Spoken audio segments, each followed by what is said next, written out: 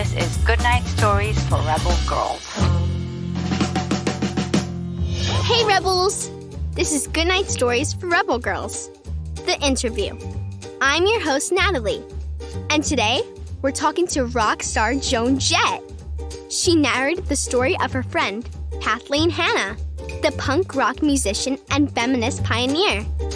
If you haven't heard that episode yet, you might want to do that first. Hey there, Joan. Can you please introduce yourself to our listeners? Hi, everybody. My name's Joan Jett, and I'm a guitar player and a singer in a band. I started a band called the Runaways when I was 16, and that lasted for a few years. And then I started a band called the Blackhearts. The Runaways was an all-girl band, and the Blackhearts are all boys or men. And that's the band that I'm in now, is Joan Jett and the Blackhearts, and we're still touring every year. Whoa, that's incredible.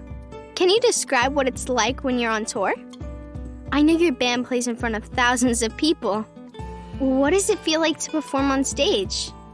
Do you ever get nervous? Yes, I get nervous. Not a petrifying nervous, but just an anxious nervous. And once you're out on stage, it goes away, and you feel all the people.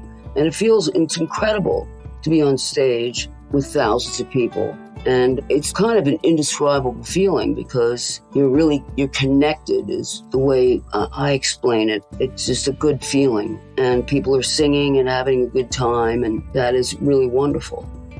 I bet. What would you say is your favorite song to perform? I don't have favorites. I really don't. It's hard to pick a favorite song because they all mean something to me, and I love performing them. I can't pick one. But, obviously the hits are fun to play because the audience knows them, and so you see people singing back. But really, the people know a lot of the songs, and so it doesn't have to be necessarily a radio hit for everyone to sing along. Yeah, but that's tough. People ask me what my favorite song is. I don't really have one.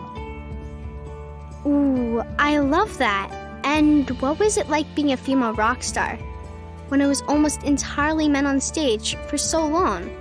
It was very hard, especially early on. My first band, the Runaways, we were all girls, teenage girls. So it was tough, once people realized we were serious and it wasn't a phase or a fad. Because at first people thought it was cute. And they'd say that, oh, it's cute. And we don't want to be cute. We want to be the Rolling Stones. And so then people would get nasty. Then they would use every swear word, the worst things you can think of saying to a girl. They use it all to try to just break you. That sounds really hard. What did you do when people told you girls can't play rock and roll? I just ignore them. You have to I don't know what you're talking about. Girls can't play rock and roll. That doesn't make any sense. Yes, they can. They can physically master the instruments. They play in symphony orchestras, all kinds of complicated instruments. Saying a girl can't play rock and roll. You have to be confident in yourself. You have to be confident in what you're doing because people will definitely pick on you and use the fact that you're a girl or a woman against you. So if you love it, you got to try it and do it and see for yourself if that's something that you can take and want to deal with. Yes, that's awesome advice. What kept you going when things were really hard? I loved what I was doing, and it was the principle. It's the principle, man. What do you mean I can't play guitar? I can't play rock and roll? I had to prove it wrong. All of them. It was like, how dare you say that? You brought us the story of Kathleen Hanna, a dear friend of yours, and a punk feminist icon all on her own. What does her story mean to you? Her story means so much to me. I relate to it very much. I moved around a lot as a kid, too, so it was hard to form lasting bonds.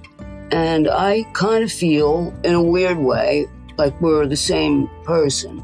I feel like if I had been Kathleen's age, I'd be Kathleen, or trying to be Kathleen. She means a lot to me, and I know, and I see how much she means to other people. And there, on stage, she ruled. It was quite an experience to see Bikini Kill. Ooh, what were their concerts like? The pure performance art of it, the lyrics on stage, the zines on stage, it was just its own world, and it was very special. I think it's important not to negate teenage girls' existence. And I don't mean just as going to parties or putting on clothes, trying on makeup. I'm talking about real life stuff that they have to deal with daily. And those things, what do you do when you start to have feelings for somebody, or you think you're falling in love, or maybe not, and you don't know, you just need someone to talk to. And I think it was really cool that there was this world that girls that were into it could go and read these zines about what's going on. So, she means so much to me. If you could go back to when you were a kid and give yourself a piece of advice, what would it be? Just to really be present for all your experiences. Try to really be there, when good things happen, when bad things happen, just being good. But sometimes, you're in a whirlwind. Things are going around, people are flying around, there's so much energy going around, it can be hard to remember these amazing events that you are able to have. I'd say be nice, be kind, don't get full of yourself. It's really important to watch your ego. But kindness is really important because there's so much hate around now, and kindness goes a long way. Wow. Yeah, I totally agree. And finally, Joan, what makes you a rebel girl? I think it's self-evident in a way. I was told, no, you can't do this. Like I said, girls can't play rock and roll. Ding! That doesn't make sense. Ding! What do you mean girls can't play rock and roll? It's the principle of it. A girl should be able to do this. A woman can do what she wants. Any field. And I'll tell you, almost every woman I meet, they have the same issue in whatever world they're in.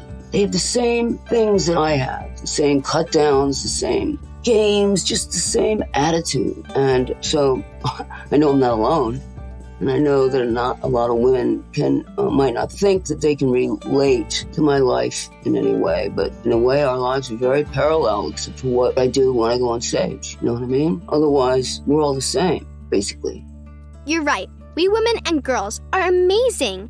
Thank you so much, Joan. Awesome. Thank you so much.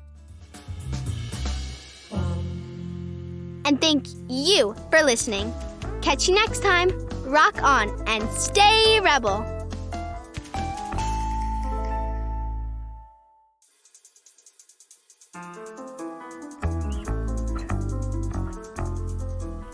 This podcast is a production of Rebel Girls. It's based on the book series Goodnight Stories for Rebel Girls. This episode was produced and directed by Haley Dapkus, with sound design and mixing by John Marshall Media, script editing by Abby Scher. Joy Smith and Jess Wolfe were our executive producers. Original theme music was composed and performed by Elettra Barjaki. A special thanks to the whole Rebel Girls team who make this podcast possible. Until next time, stay rebel!